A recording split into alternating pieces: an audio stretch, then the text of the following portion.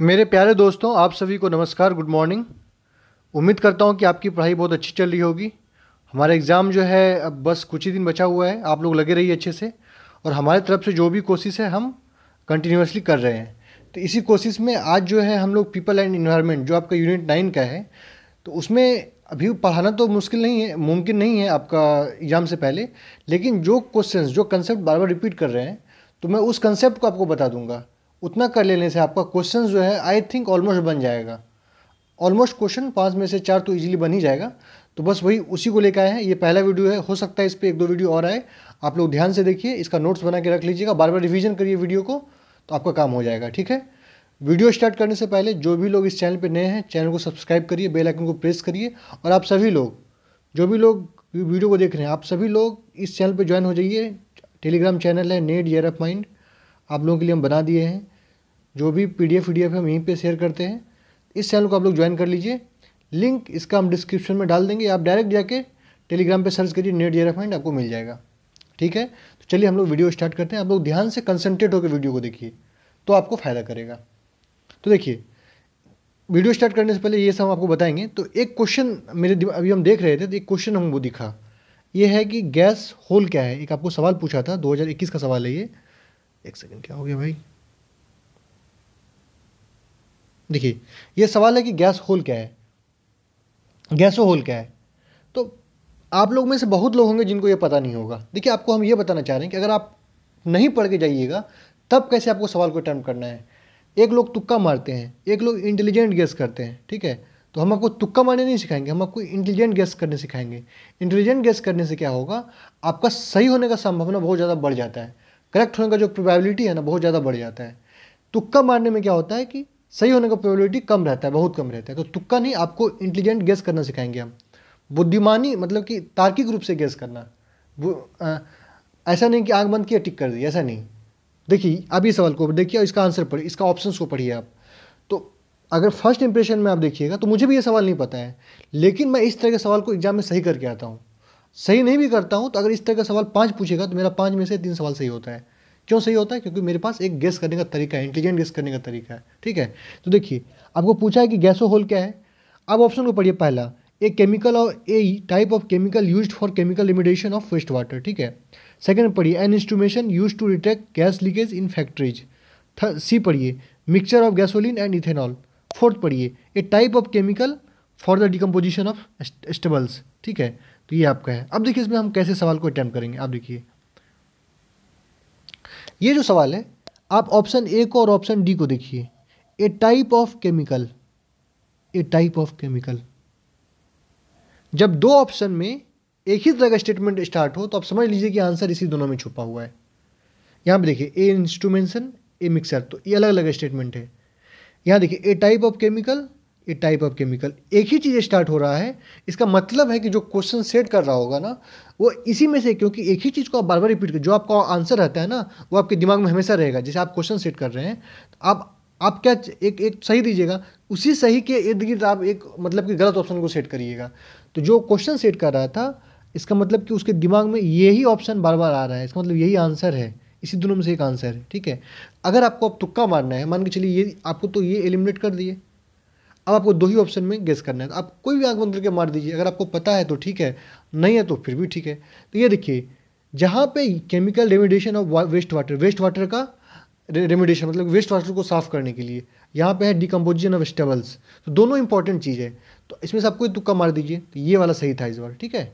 गैसो होल का ये होता है कि वेस्ट वाटर को रेमिडिएशन करने का एक तरीका होता है। समझ गया ना। ऐसा ऐसा बहुत सारा सवाल होता है एग्जाम में। इसलिए मैं कहता हूँ कि बस अगर आपका बेसिक्स कंप्लीट है और आपके अंदर तार्किक क्षमता बहुत अच्छा है, तो आप नेट तो इजीली निकाल लेंगे। मैं जेआरएफ निकालने का दावा नहीं करता हूँ। जेआरएफ निकालने के लिए आपके पास नॉलेज होना जरूरी है। सिर्फ इंटेलिजेंट गेस से आप नहीं निकाल सकते हैं जेआरएफ को। ठीक है। लेकिन नेट आप निकाल सकते हैं इंटेलिजेंट गेस से और थोड़ा सा बेसिक नॉलेज के साथ। ठीक है। तो चलिए, आज का जो सीरीज है उसको हम स्टार्ट करते हैं और समझने की कोशिश करते हैं। आप बताइए कि कैसा आपको ये प्रयास लगा है। और अगर आप लोग चाहते हैं कि जो भी क्वेश्चन को ट्रिक से कैसे बनाना है, अगर आप चाहते हैं तो मुझे बताइए, मैं वीडियो ले आऊँगा उस पर देख के। 2022 का, 2021 का, हर साल का ले आऊँगा। तो देखिए, टोटल आज आपको हम 5 टॉपिक बताएंगे, क्योंकि एग्जामिनेशन में बार बार यहाँ से क्वेश्चन पूछा जाता है। ठीक है। और भी हम इस पर सीरीज लाएंगे। तो पहला सवाल है कि ग्रीन हाउस गैसों में कौन सी गैस शामिल नहीं है, मतलब कि which gas not included in green house gas. ठीक है, तो मतलब बोल रहा है ग्रीन हाउस गैस कौन सा नहीं है। तो एग्जाम में क्या पूछेगा आपको, ग्रीन हाउस गैस कौन है, ग्रीन हाउस गैस कौन सा नहीं है। तो सबसे पहले समझिए कि ग्रीन हाउस गैस होता क्या है। ये आपका पृथ्वी है, ये आपका पृथ्वी है, ये आपका एटमॉस्फेयर है, ये आपको पता है, और ये आपका सूरज है, ये आपको पता है। तो सूरज जो है सनलाइट देता है, सूरज सनलाइट देता है। ठीक है, सूरज जब सनलाइट देता है ये शॉर्ट वेव रेडिएशन के फॉर्म में रेडिएशन, ये आपको कुछ बहुत लोगों को समझ में नहीं आएगा तो आप मत समझिए। शॉर्ट वेव रेडिएशन के फॉर्म में एनर्जी प्रोड्यूस करता है, और सूरज से जो एनर्जी पृथ्वी पे आता है, पृथ्वी इसको ऑब्जर्व करके पृथ्वी जो एनर्जी को रेडिएट करती है ना, ये लॉन्ग वेव फॉर्म में रेडिएट करती है, लॉन्ग वेव फॉर्म में। ठीक है, ये जिसको समझ में आ रहा है ठीक है, जिसको समझ में नहीं आ रहा है उसको भूल जाइए, कोई दिक्कत नहीं है। तो सूरज से जो एनर्जी आता है तो पृथ्वी ऑब्जर्व करता है, आपका धरती जो है ऑब्जर्व करता है, और धरती रिलीज करता है। ठीक है, तो रिलीज जब करता है तो ये आपका एटमॉस्फेयर है, मैं कलर चेंज कर लूँ, ये आपका एटमॉस्फेयर है। तो मान के चलिए ये जो आपका धरती जो रिलीज किया, अगर ये एटमॉस्फेयर के अंदर रह गया तो आपका एटमॉस्फेयर गर्म होगा, अगर ये एटमॉस्फेयर के पूरे बाहर चल गया तो आपका एटमॉस्फेयर ठंडा हो जाएगा। ठंडा का मतलब -50 डिग्री सेल्सियस, -100 डिग्री सेल्सियस इतना हो जाएगा। ठीक है, तो ग्रीन हाउस गैस का काम क्या है, ग्रीन हाउस गैस का काम है कि एक लेयर प्रदान करता है, एक लेयर देता है एटमॉस्फेयर में।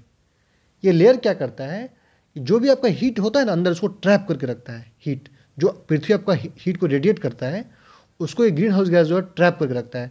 अगर ग्रीन हाउस गैस बहुत ज़्यादा हो जाएगा ना एटमॉस्फेयर में तो हीट नहीं जा पाएगा, तो आपका पृथ्वी का टेम्परेचर बढ़ जाएगा। टेम्परेचर अभी 30 डिग्री मान के चलिए एवरेज है, 40 हो जाएगा। तो 40 डिग्री अगर टेम्परेचर एवरेज हो जाएगा तो बहुत खतरा है। अगर मान के चलिए ग्रीन हाउस गैस बहुत कम हो जाएगा ना तो उससे भी खतरा है। क्यों? क्योंकि ये हीट बाहर हो जाएगा। अगर बाहर हो जाएगा तो अर्थ का टेम्परेचर जो है -20 चला जाएगा। -20 भी हमारे लिए दिक्कत है और +50 भी हमारे लिए दिक्कत है।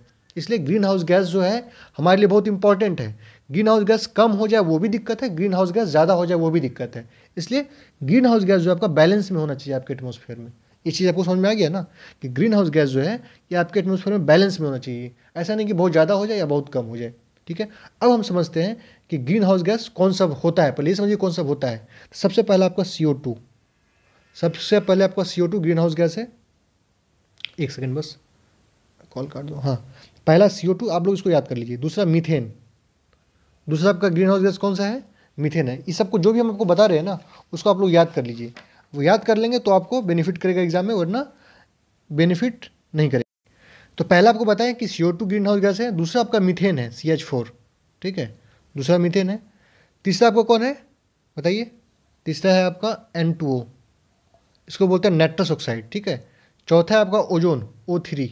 ठीक है, पांचवा है आपका वाटर वेपर H2O, इसको H2O को वाटर वेपर बोलते हैं। ठीक है, तो ये आपका प्राइमरी ग्रीन हाउस गैस, ये 5 आपका प्राइमरी ग्रीन हाउस गैस है।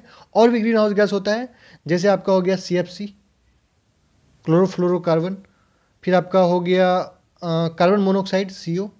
ठीक है, उसके बाद ब्लैक सूट, ब्लैक सूट समझते हैं। ब्लैक सूट होता है आप लोग के घर में अगर चूल्हा होगा, चूल्हा पे अगर खाना बनता होगा, उसे देखिएगा काला काला करके उड़ता है। जब आग जलती है ना तो काला काला करके, जैसे जो बर्तन होता है ना आपका, बर्तन जो बर्तन होता है आपका, अगर इसको आप चूल्हा पे खाना बनाते हैं, गैस चूल्हा नहीं लकड़ी के चूल्हा पे, देखिए काला काला इसमें लग जाता है।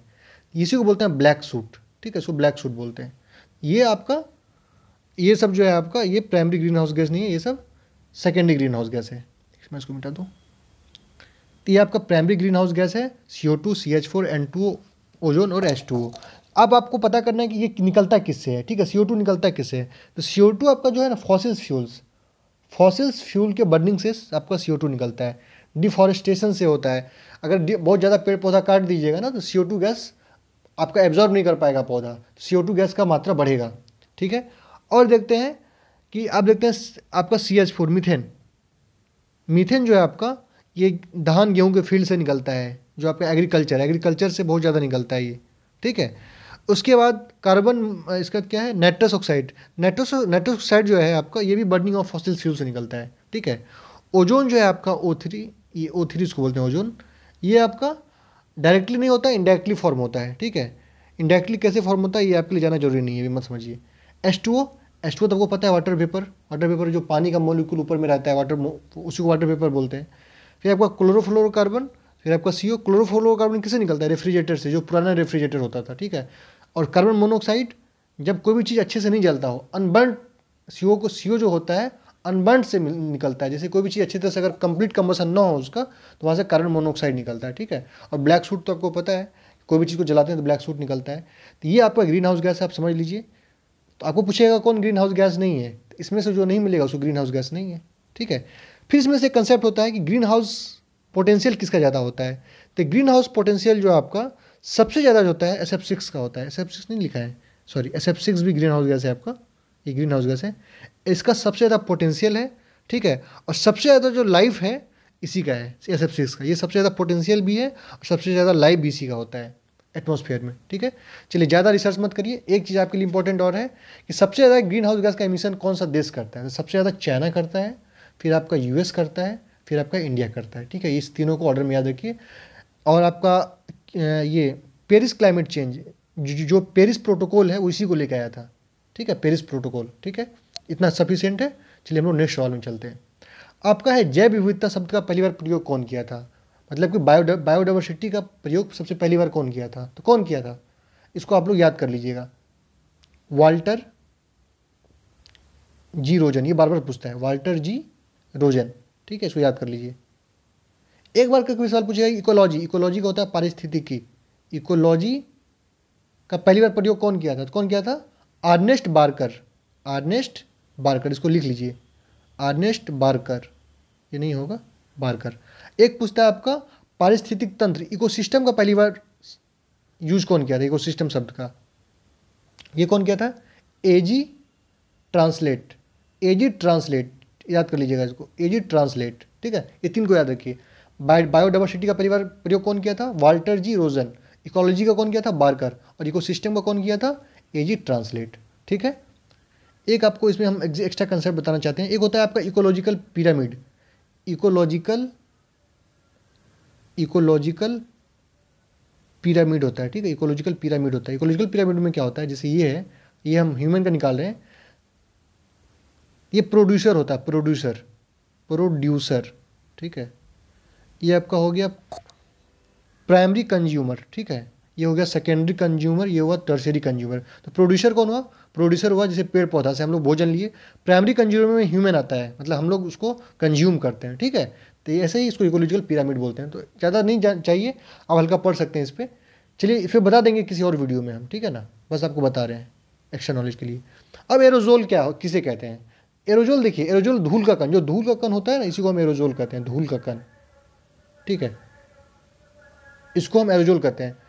1 माइक्रोन से लेकर 10 माइक्रोन तक इसका साइज होता है, माइक्रोन यूनिट है। 1 माइक्रोन से लेकर 10 माइक्रोन तक इसका साइज होता है, ठीक है। और ये निकलता किससे है, एरोजोल आपका किससे निकलता है, ये वाहन से निकलता है, गाड़ी उड़ी से, ठीक है, कृषि से, एग्रीकल्चर से निकलता है और इंडस्ट्री से निकलता है, ठीक है। और इससे क्या पूछा जा सकता है, इससे ये पूछा जा सकता है कि ये एरोजोल से दिक्कत क्या होता है। देखिए एरोजोल जो होता है ना, वो आपका लंग्स को काफ़ी दिक्कत करता है, लंग्स को, रेस्पिरेटरी सिस्टम को। इसलिए कहा जाता है कि अगर मान के चलिए कि कोरोना नहीं भी है तो आपको मास्क लगा के बाहर निकलना चाहिए, क्योंकि धूल वूल जो आपके आसपास में उड़ रहा है, इससे आपका लंग्स बहुत ख़राब होता है। तो कोरोना हो ना हो, हर आदमी, आप घर से बाहर निकलिए तो मास्क पहन के निकलिए। आपको पता होना चाहिए कि जापान में लोग बहुत पहले से, आज से नहीं, 10 साल 15 साल पहले से ही वो लोग, जो भी लोग बाहर निकलेगा तो वो मास्क के साथ बाहर निकलता है। जापान इतना जागरूक लोग हैं वहाँ के, ठीक है। आप लोग भी इसका यूज करिए। तो एरोजोल हो गया। नेक्स्ट क्वेश्चन चलते हैं कि फ्लाई ऐश क्या है। तो फ्लाई ऐश भी आपका यही होता है, धूल का कण ही होता है, ठीक है। तो इसमें आपको ये पूछेगा कि फ्लाई ऐश किससे मिलकर बना होता है। तो इसमें बहुत चीज़ होता है, 3 चीज़ आपके लिए इंपॉर्टेंट है, 3 चीज़ को आप याद कर लीजिएगा। एक होता है आपका एल्यूमिनियम सिलिकेट, एल्यूमिनियम सिलिकेट, ठीक है। दूसरा होता है silicon dioxide, SiO2, silicon dioxide. और होता है calcium oxide, CaO2, calcium dioxide, ठीक है। तो ये 3 चीज़ इसमें प्राइमरी रहता है फ्लाई ऐश में। ये भी धूल का कण ही है, ये भी आपके रिस्पिरेटरी सिस्टम, आपका लंग्स, आपका जो फेफड़ा होता है उसको बहुत ज़्यादा नुकसान पहुंचाता है, ठीक है। अब चलते हैं 5वां क्वेश्चन, लास्ट क्वेश्चन है आज का, और इस पर और हम वीडियो लाएंगे। आप लोगों को कैसा लगा है आप कमेंट में जरूर बताइए। देखिए आप लोग कमेंट करिए, लाइक करिए, आप लोग करते नहीं है। वीडियो का व्यू देखते हैं कि 300-400 व्यू है और लाइक रहता है 30, कमेंट रहता है 5। ये चीज़ अच्छा नहीं होता है। आप लोग एटलीस्ट कमेंट लाइक तो कर सकते हैं ना, इतना तो आप लोग करिए। चलिए इस क्वेश्चन को देखिए, नमामि गंगे कार्यक्रम, ठीक है, नमामि गंगे प्रोग्राम कब स्टार्ट हुआ था, ये पूछ रहे हैं आपसे। तो देखिए इसमें हम आपको एक नॉलेज देना चाहते हैं। ये देखिए करंट अफेयर का पार्ट है। तो क्या मैं करंट अफेयर पे वीडियो लाऊं ना लाऊं, आप लोग मुझे बताइए, क्योंकि मेरा वीडियो रेडी है करंट अफेयर पे, मेरा कंटेंट रेडी है 1 साल का, आपको नेट एग्जाम में बहुत काम आएगा। तो मैं चाह रहा हूँ कि एक नेशनल न्यूज़ का, एक आपका इंटरनेशनल न्यूज़ का, 2 का करंट अफेयर 2 वीडियो में ले आऊँ, जिससे कि आपका करंट अफेयर का पूरा टेंशन खत्म जाए। 1 साल का पूरा 2022 का पूरा करंट अफेयर एक वीडियो में मैं ले आऊँ। आपका क्या स्पेयर है, आप लोग मुझे बताइए, जैसा आपका कमेंट होगा उसके अकॉर्डिंग हम काम करेंगे, ठीक है। अब देखिए नमामि गंगे कार्यक्रम को देखिए, इस बार ये बहुत न्यूज़ में है। क्यों न्यूज़ में है? क्योंकि इसको जो है ना टॉप 10 वर्ल्ड रिस्टोरेशन फ्लैगशिप का प्राइज़ दिया है। टॉप 10 रिस्टोरेशन फ्लैगशिप का प्राइज़ कौन दिया है? यूनाइटेड नेशन दिया है। रिस्टोरेशन फ्लैगशिप होता है कि कोई भी चीज़ जो खत्म हो चुका है उसको आप जिंदा कर रहे हैं, रिस्टोर कर रहे हैं। जैसे पानी बहुत गंदा हो गया था ना, उसको हम फिर से साफ कर रहे हैं। तो यूनाइटेड नेशन जो है 2022 में नमामि गंगे इनिशिएटिव को वर्ल्ड रिस्टोरेशन फ्लैगशिप का प्राइज़ दिया है, ठीक है। तो ये बहुत इंपॉर्टेंट है, आप लोग इसको याद रखिएगा। अब आपसे सवाल ये पूछा है कि ये स्टार्ट कब हुआ था, तो अब इसको देखिए। ये 2014 में स्टार्ट हुआ था। 2014 में 20,000 करोड़ इसका बजट था, इसके लिए एलोकेट किया गया था 2014 में। इसमें उद्देश्य ये था कि जो गंगा है आपका, उसको साफ करना है, ठीक है। तो गंगा किस किस राज्य से होकर गुजरता है आपको पता होना चाहिए। उत्तराखंड, ठीक है, यूपी, बिहार और बंगाल, ठीक है। इस राज्य को आपका टच करता है। आपसे अगला सवाल पूछ सकता है कि किस राज्य में लंबाई गंगा का ज़्यादा है। सबसे ज़्यादा लंबाई यूपी में है, फिर बंगाल में है, फिर बिहार में है, और फिर आपका उत्तराखंड में, ठीक है। यहाँ से सवाल पूछा जा सकता है। तो सवाल क्या था आपका कि नमामि गंगे प्रोग्राम कब स्टार्ट हुआ था? तो कब स्टार्ट हुआ था बताइए? 2014 में हुआ था, 20,000 करोड़ का बजट के साथ, ठीक है। तो आज के लिए इतना ही काफ़ी है। Thank you.